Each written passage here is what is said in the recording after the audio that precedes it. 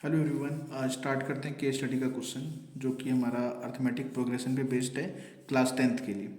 Question का statement है bakers to charity, मतलब वसीयत वगैरह की जो चैरिटी हो रही है। इसने बोला एट ए टाइम और mother left its earth she give 90,000 to her children of birth.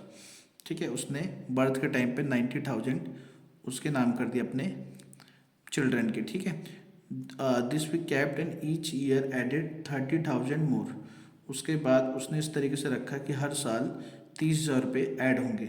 मतलब बर्थ के टाइम 90,000 है तो एक साल होते ही 90,000 प्लस का 30,000, दूसरे साल फिर दोबारा 30,000 ऐड होंगे। इस तरीके से ऐसे lasting memorial from the children she born when 4,20,000 is thusly attained all goes to charity that her memory to maintain।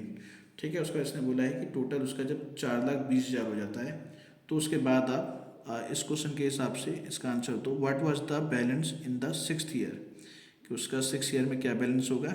In what year was the goal was 4,28,000, तो कितने साल में जो उसका गोल है वो 4,20,000 पे पहुंच जाएगा। ठीक है, ये इसने पूछा है, सिंपल क्वेश्चन किया है।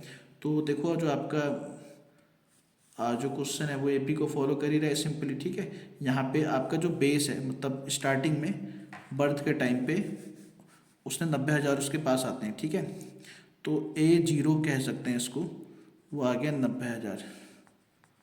ठीक है, तो A1 हमारे पास जो फर्स्ट टर्म है एक साल होने के बाद उसको 90,000 और प्लस का 30,000, ये पैसे मिलेंगे कितने हो गए 1,20,000।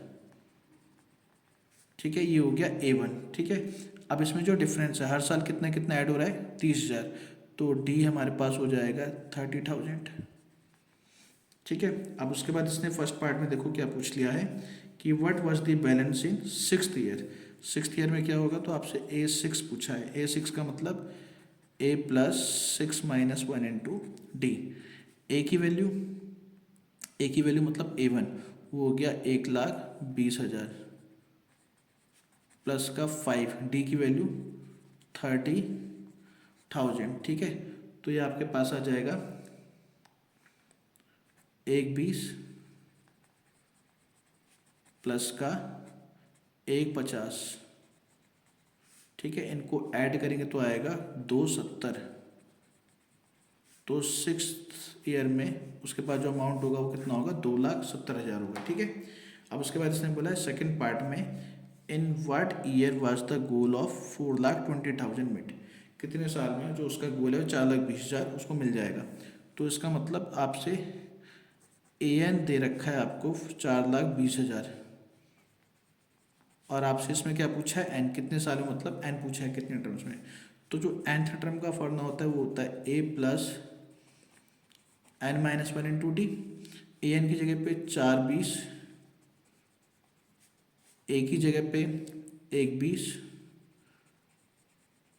प्लस का N-1, डी की जगह पे 30,000। तो 4,20 में से 1,20 होगा तो यहाँ पे आएगा 3,00,000 is equal to N-1 into 30,000। 30,000 divide में जाएगा तो आएगा 3,00,000 अपॉन में 30,000 इज इक्वल टू N-1। इससे कैंसिल आउट होगा तो आएगा 10 इज इक्वल टू N-1, तो N इज इक्वल टू आ गया 11। इसका मतलब द गोल जो उसको है वो मिलेगा कब, उसको 11 ईयर में। ठीक है ना, the goal met in 11 years. ठीक है जी, ये दो ही क्वेश्चन आपसे पूछे थे जो सॉल्व हो गए।